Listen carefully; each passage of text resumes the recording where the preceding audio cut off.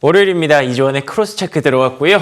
이번 주 있을 일정들을 통해서 이제 전략까지 쭉 한번 정리해보는 시간이죠. 섹터별 전략까지 가져가는 시간, ISL 이지원 대표와 함께합니다. 대표님 안녕하십니까? 안녕하세요. 네, 안녕하십니까? 아니 이번 주 제가 타임 테이블을 쭉 보니까 너무 뭐가 많더라고요. 한 주에 하나 정도 있을 만한 그런 주요 이슈들이 매일매일 거의 산적해 있는 느낌이던데, 일단은 지난 주말에 발표됐던 고용부터 한번 짚어보고 들어가 보도록 하겠습니다. 고용 보고서 예상보다 좀 높게 나왔는데 어떻게 보셨습니까? 일단 이제 지난주에 고용 지표가 사실 하나의 좀 분기점이 되었습니다. 이전에 그 졸도 주유건수나 혹은 그 ADP 민간 고용이 그렇게 좋지 않았기 때문에 경기 영착륙에 대한 빨간불이 살짝 나왔었는데, 이 ADP 민간 고용 그 지수가 최근에 사실 비농업분 고용 지수와 약간 디커플링 난 경우가 상당히 많았습니다. 네. 그래서 오히려 비농업 부분 고용 지수가 좋게 나오지 않을까 했는데, 역시 이제 19만 9천 건 예상보다 좀 좋게 나왔고, 실업률은 3.7%로 3.9% 예상한 것보다는 또 좋게 나왔습니다. 그러니까 이런 부분을 본다면 역시 이제 고용은 굉장히 탄탄하다라고 우리가 지금 봐야 되고, 또 한 가지는 우리가 지난번 블랙 프라이데이 때처럼 소비가 상당히 예상했던 것보다는 나쁘지 않았기 때문에 결국은 탄탄한 고용을 바탕으로 해서 소비가 위축되지 않는다.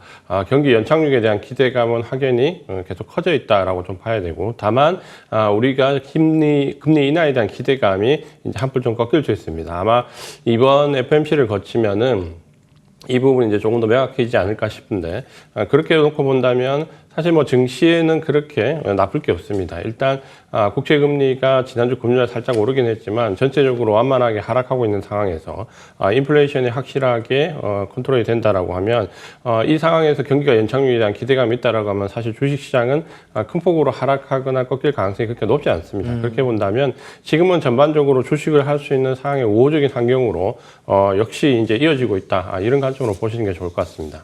말씀해주신 그 포인트가 딱 최근에 느껴지는 게, 뭐 상승을 막 급격하게 하겠다라는 기대감도 높지는 않지만 하락이나 급락이 나오지는 않겠다라는 그 하단에 대한 기대감, 이 부분이 정말 큰 것 같아요. 그래서 증시에 대해서 투자자분들이 조금은 편안하게 하실 수 있는 그런 구간이 되지 않나 싶은데, 이번 주 앞서 말씀드린 것처럼 너무 걱정해야 될 게 많아서 그걸 좀 짚어보려고 합니다. 첫 번째로는 일단 대표적으로 FOMC가 예정돼 있는데, 다들 3월이나 뭐 이런 얘기를 좀 하던데 어떻게 보세요?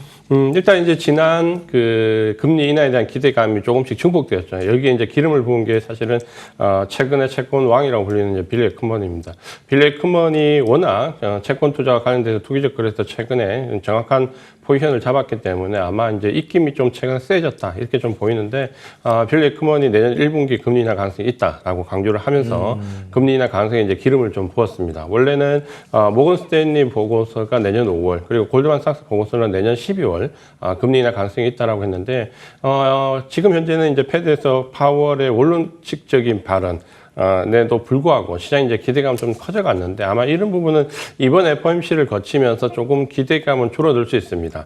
결국 그 파월 의장의 원론적인 발언을 본다면 금리를 인하하기 위해서는 그만한 근거가 데이터가 나와야 되고, 그렇게 본다면 뭐 한 분기 이상 어떻게 보면 지표 충격이 와야 되는데, 네. 그렇게 놓고 본다면 단기에 조기에 금리 인하가 들어와야 되는 상황이라면 사실 그렇게 증시의 우호적인 상황이 아닐 수 있습니다. 그러니까 그런 부분을 본다면 금리 인하에 대한 기대감이 분명히 상존하고 증시의 우호적이지만, 우리가 과거의 사례를 본다면 금리가 인하되는 시점에 오히려 증시가 더 좋지 않았다라는 부분을 본다면, 지금 현재 조기 금리 인하 가능성에 대해서는 5월이냐 3월이냐 12월이냐를 놓고 계속해서 갑론을박이 불거지는데, 저는 아마 내년 하반기 이후에 금리 인하 가능성이 좀 높지 않을까 이렇게 좀 보여지고, 이게 증시에 반드시 악재가라고 생각하기보다는 오히려 금리 인하가 적절한 시점에 이루어지는 게 증시에는 조금 더 우호적일 수 있다라고 말씀을 드리고 싶습니다. 확실히 시장이 최근에 조금 급하게 움직이는 것 같기는 해요. 연준과 시장의 그 간극도 조금씩 벌어지고 있는 것 같고요. 그래서 말씀하신 것처럼 이번 FOMC를 통해서 연준이 그 간극을 좀 좁혀주려고 노력을 한다면 그게 시장에는 좀 변동성이 될 수도 있겠다라는 생각이 드는데, 뭐 아직까지 봐야 알겠습니다만 파월 의장의 발언이나 점도표나 이런 부분들을 잠시 예측해보는 시간 가져봐도 될까요? 일단 이제 그 좀 전에 그 이학림 위원님께서도 말씀하셨는데, 저도 한 내년에 지금 현재 패드 워치에서 예상하고 있는 금리 인하는 한 5번 정도. 그러니까 우리가 점도표상 이론적으로 본다면 최대 5번 정도 가능해서 4.0, 4.25 여기 정도 근처까지는 조금 금리 인하 가능성이 있지 않을까 이렇게 좀 보여집니다.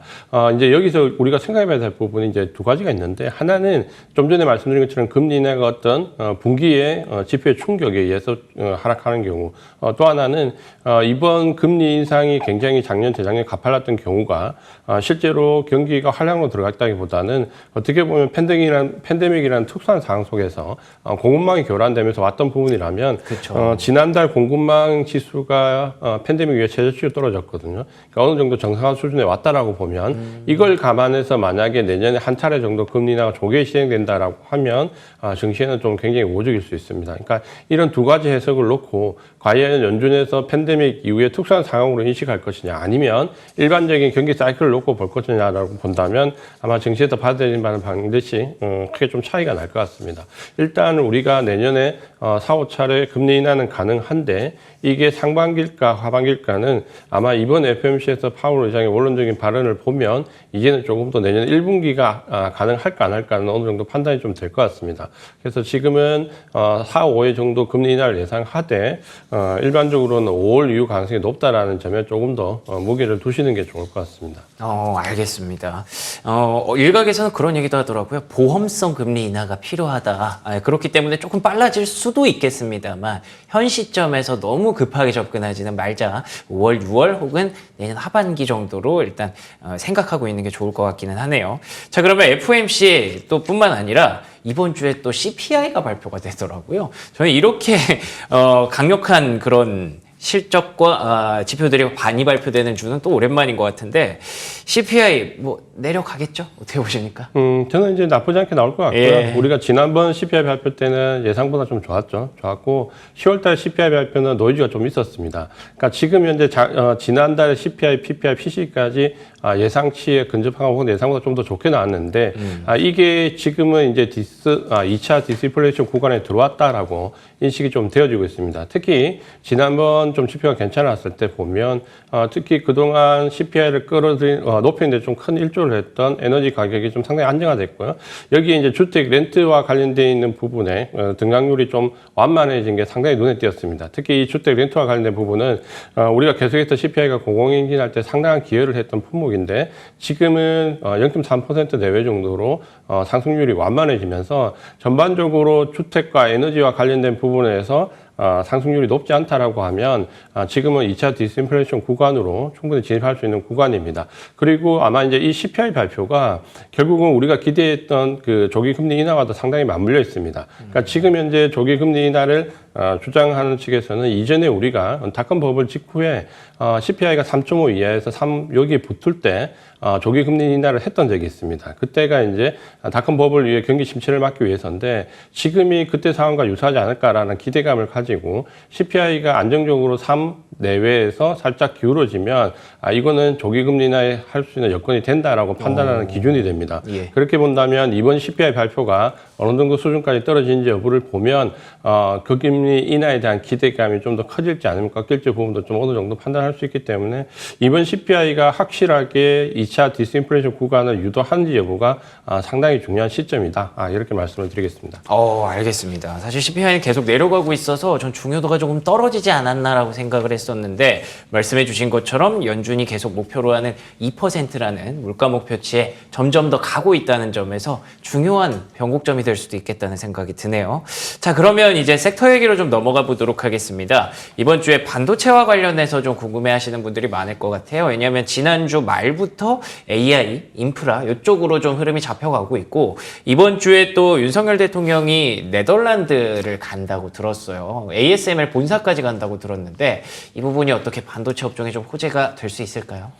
아마 이제 좀 민감해질 것 같고요. 우리가 알고 있는 대로 네덜란드에는 노광 장비 핵심인 ASML이 있고, 그리고 최근에 이제 가장 주목받고 있는 차량용 반도체 NXP가 있습니다. 그렇죠. 특히 이제 이 NXP 같은 경우는 삼성전자의 인수 예전에 의지까지 나올 정도로 그랬었죠. 연대에 대한 부분, 삼성전자가 상당히 차량용 반도체 공을 들이고 있기 때문에 예. 아마 상당히 중요한 부분이 될 것 같고, 특히 지난주에 EU와 중국과 정상회담이 있었지 않습니까? 그러니까 이 부분이 우리와도 직접적으로 연관이 좀 될 것 같은데 특히 EU와 중국의 정상회담이 상당히 분위기가 좋지 않았고 역대급으로 본다면 굉장히 분위기가 험악한 가운데 시작을 하고 험악한 가운데 끝이 났습니다. 아, 그래요? 어떻게 보면 이제 EU 의장이 중간에 귀국을 해버렸고 이전에 그 EU의 560조에 달하는 그 대중국 무역 적자에 대한 부분 반면에 중국이 이번에 이제 강력하게 요구했던 부분이 미국의 중국에 대한 반도체 규제가 ASML에 동참하면서 상당히 불거졌던 부분에 대해서 컴플레인을 제기했기 때문에 이 미묘한 시점에 우리 윤석열 대통령께서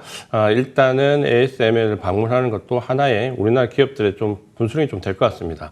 아마도 ASML의 중국에 대한 규제가 커져갈수록 대만이나 한국과의 교류가 좀 더 활발해질 걸로 예상이 되고 있는데 그렇겠죠. 이 부분이 우리 기업들에게 직접적으로 어떻게 이제 코어가 될 거냐라는 부분과 함께 특히 삼성전자 같은 경우는 최근에 반도체 부분에 대한 영역 확대를 꾀하면서 차량용 반도체에 대한 기대치를 상당히 높였습니다. 그러니까 우리가 이전에 차량용 반도체는 칩셋 수준에서 저가형 모델만 항상 인식을 했는데 우리가 그 팬데믹을 거치면서 공급 대란의 부분이 분명히 나왔고 전기차로 넘어가면서 이 칩셋 수준에서 지금은 고가형 차량 반도체가 상당히 대두를 하고 있기 때문에 삼성전자가 여기에 대해서 공을 상당히 들이겠다라는 의지 표명을 했고 이번 방문에서 물론 ASML도 중요하지만 여기에 NXP와의 연대가 어떻게 될 것이냐라는 부분도 상당히 좀 중요한 부분이 될 것 같습니다. 그렇게 본다면 결국 이번 윤석열 대통령과 삼성전자의 ASML 본사 방문과 NXP와의 연대 가능성이 아주 중국과 미묘한 시점이기 때문에 우리는 어떻게 보면 기회로 활용할 수 있는 중요한 순간이 될 수 있다.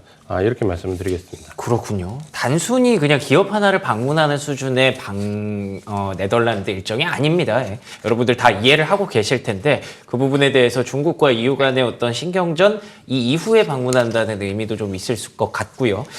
ASML뿐만 아니라 NXP와는 또 어떤 얘기가 나오는지 여러 가지로 좀 궁금한 부분이 많아져서 저희가 이렇게 질문을 한번 준비를 해봤고요.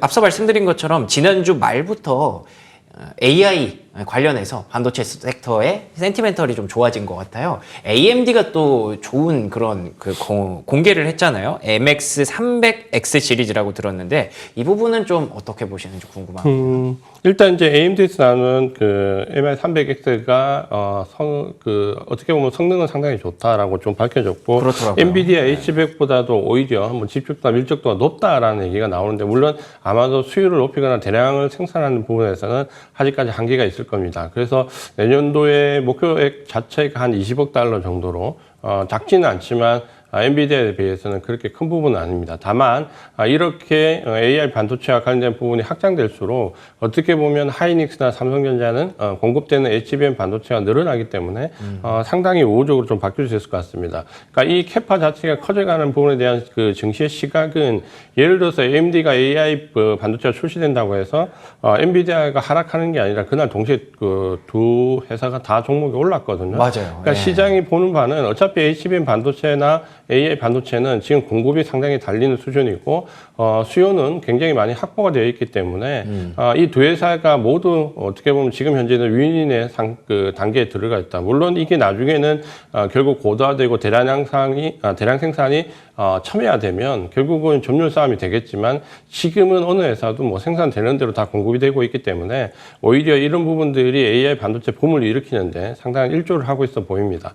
여기에 따라서 하이닉스나 삼성전자 특히 AMD 같은 경우는 삼성전자와 연계성이 워낙 메모리 반도체부터 커스텀 업체이기 때문에 아마도 AMD가 어느 정도 양산 수준에 들어가면 삼성전자도 수혜를 크게 받을 수 있을 것 같습니다. 그러니까 이런 부분을 본다면 긍정적으로 볼 수 있고 엔비디아가 오히려 지금 연말에 들어와서 가격 조정을 일부 받았다가 최근에 AMD 반도체, AI 반도체 출시 이후에 오히려 가격이 저점을 잡으면서 동반 상승하는 부분은 아마도 이제 연말에 어느 정도 조정이 마무리되는 시점에서 내년도에 대한 기대감이 높아진다라고 본다면 지금은 상당히 관심을 가지고 우리가 AI 반도체 주목할 필요가 있다. 이렇게 말씀을 드리겠습니다. 알겠습니다. 간단하게 지금 시간이 조금 부족하긴 한데 이번 주 일정과 관련해서 전략 한 번만 간단하게 부탁드릴게요. 지금은 이제 연말 장세에 확인이 들어왔고요. 아마 이제 금리 동결 시기가 깊어지면 상승하는 섹터와 비주도 섹터 간의 간격이 벌어질 시기입니다. 그러면 내년도에 EPS와 관련된 부분에서 턴어라운드 혹은 상승되는 IT 우리가 알고 있는 반도체 섹터와 헬스케어 섹터 그리고 경기 소비재 일부 그리고 커뮤니케이션 이 네 가지 섹터에 주목 종목을 하시면서 연말에 대한 대비와 이번 주부터는 배당과 관련된 부분에서 조금 대비할 필요가 있는 주간에 들어왔습니다. 배당 관련되어 있는 종목은 이번 주에 선취매하는 전략으로 보시는 게 좋다. 이렇게 말씀을 드리겠습니다. 알겠습니다. IT가 중심이 될 것 같고요. 배당주에 대해서도 중요한 말씀 또 하나 덧붙여 주셨습니다. 지금까지 ISN 이지원 대표와 얘기 나눠봤습니다. 오늘도 좋은 말씀 고맙습니다. 고맙습니다.